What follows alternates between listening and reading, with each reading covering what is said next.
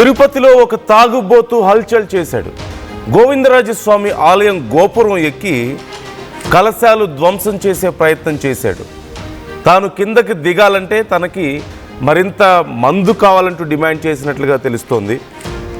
మనం చూస్తున్నాం, మీరు స్క్రీన్లో చూడొచ్చు. గోపురం పైకెక్కి అక్కడ ఉన్నటువంటి కలశాలను పట్టుకోవడం, వాటిని పీకేసే ప్రయత్నం చేశాడు. ఈ నేపథ్యంలో అక్కడ తీవ్ర గందరగోళం ఏర్పడింది. భద్రతా సిబ్బంది కళ్ళు గప్పి ఆలయం గోడ దూకి లోపలికి వెళ్ళాడు ఒక మందుబాబు.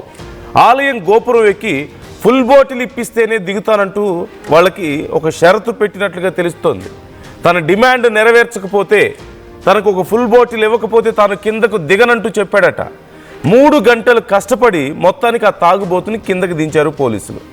గోపురంపై ఉన్న 2 కలశాలను పాక్షికంగా అతను ధ్వంసం చేశాడట. తెలంగాణ రాష్ట్రం నిజామాబాద్కు చెందిన తిరుపతి అనే వ్యక్తిగా గుర్తించారు. తిరుపతి ఈస్ట్ పోలీస్ స్టేషన్కు తరలించి అతన్ని విచారిస్తున్నారు. భద్రతా సిబ్బంది నిర్లక్ష్యం పైన కూడా భక్తులు ఆగ్రహం వ్యక్తం చేస్తున్నాడు. ఎవరో ఒక వ్యక్తి గోడ దూకి గోపురం ఎక్కే వరకు కనీసం ఎవరు గమనించలేకపోయారా అంటూ భక్తులు ఆవేదన వ్యక్తం చేస్తున్నారు.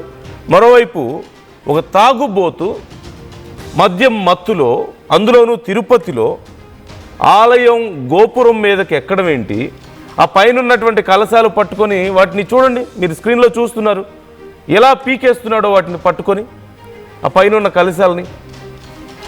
ఎంతో పవిత్రంగా భావిస్తారు గోపురం.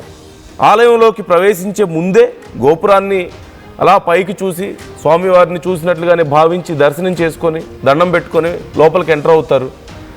అలాంటిది గోపురం పైకి ఎక్కడమే కాకుండా ఆ పైన ఉన్నటువంటి కలశాలను పీకే ప్రయత్నం చేయడం, కిందకు దిగమంటే నాకు ఫుల్ బాటిల్ ఇస్తేనే నేను దిగుతా, లేకపోతే నేను కిందకు దిగను అంటూ అతను చెప్పాడట.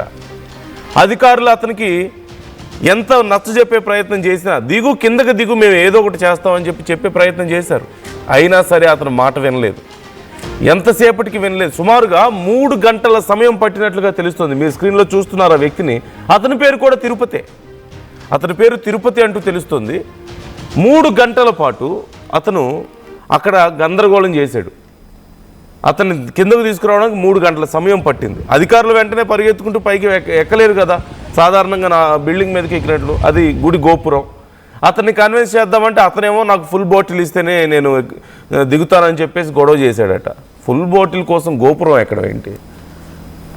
సో ఈ అంశానికి సంబంధించి మనం డీటెయిల్స్ తెలుసుకుందాం. సురేష్ జాయిన్ అవుతున్నారు, మా ప్రతినిధి. ఒక్కసారి ఆ వీడియోకి సంబంధించిన ఆడియో చూద్దాం, ఏమంటున్నాడో అతను చూద్దాం ఒకసారి. ఎవరు చంపేస్తున్నారు? అది ఎవరు? సార్ ఒక్క నిమిషం సార్, వాడు దొంగ ఉన్నాడు సార్ వెనకాల ఏ ఊరు మీది? ఏ ఊరు? ఎందుకు ఎక్కినవరా పైకి? ఆదిలాబాద్ జిల్లా సార్. అది ఎందుకు ఎక్కినావు పైకి? ఎవరు చంపేస్తున్నారు? అది ఎవరు? ఎవరు మేడము? ఫుల్ ఇస్తే కానీ దిగనన్నావంట. 90 మంది అడిగినావా? దేవుడి పైకి ఎక్కడం కరెక్ట్ కాదు కదా?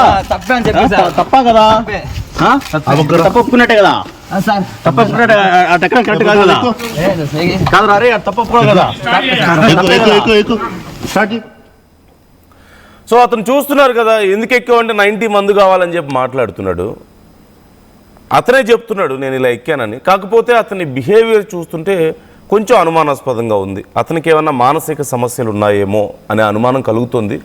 అతని మాట తీరు కానీ అతని బిహేవియర్ కానీ సహజంగా 3 గంటల సేపు, ఒకవేళ మద్యం తాగినా 3 గంటల సేపు ఆ మత్తులో ఉండడం అనేది సహజంగా ఉండదు, తగ్గుతుంటుంది. అట్ ది సేమ్ టైం అంత హైట్లో ఉండడం, చుట్టూ పోలీసులు ఉండడం, ఆ భయంలో ఇంకా తొందరగా నార్మల్ అయ్యే అవకాశాలు ఉంటాయి. ఒకవేళ కిందకు వచ్చి ఆఫ్టర్ 3 అవర్స్ కిందకి దిగినప్పటికీ కూడా అప్పటికే పూర్తిగా మద్యం మత్తుల నుంచి బయటకు వచ్చి ఉండాలి. ఖచ్చితంగా పోలీసులు పట్టుకుంటే ఎంతో కొంత భయం కనిపిస్తుంది అతనిలో. కానీ ఇక్కడ ఆ వ్యక్తిలో ఆ భయం ఏం కనిపించడం లేదు. చాలా సాధారణంగా నవ్వుతూ కొంత క్రేజీగా కనిపిస్తున్నాడు వ్యక్తి. డీటెయిల్స్ తెలుసుకుందాం. సురేష్ జాయిన్ అవుతున్నారు, మా ప్రతినిధి. సురేష్, అసలు ఏం జరిగింది అక్కడ? ఆ వ్యక్తి చూస్తుంటే కొంచెం డిఫరెంట్గా కనిపిస్తున్నాడు, అంటే మానసికంగా ఏదో సమస్య ఉన్నట్లుగా కనిపిస్తున్నాడు. Is not